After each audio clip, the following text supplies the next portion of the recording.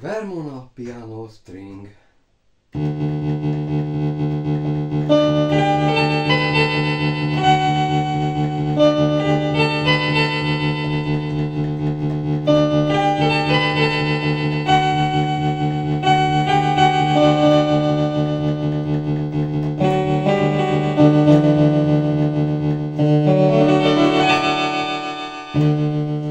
Vermona piano string. Vermona, bocsánat, ez nem string, ez csak piano. No, a Sandy orgona után következett a Vermona elektromos pianója. Ha megnézzük, van egy közös hangereje,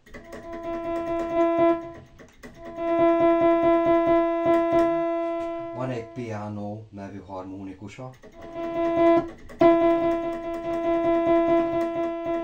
van egy klavikord,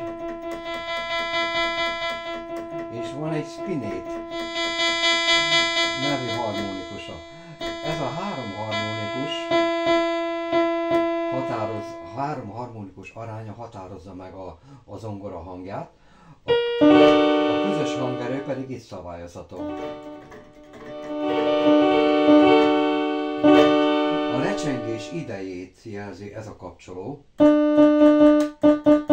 Rövid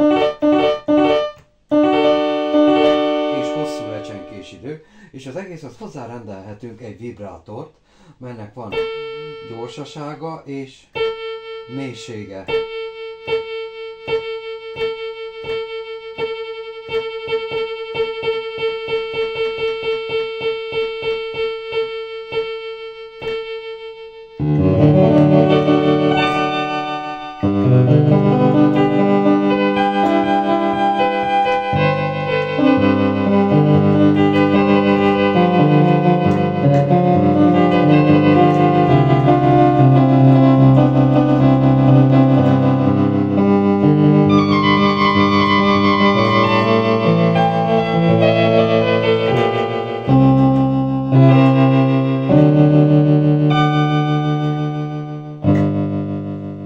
Ez volt tehát a Vermona piano.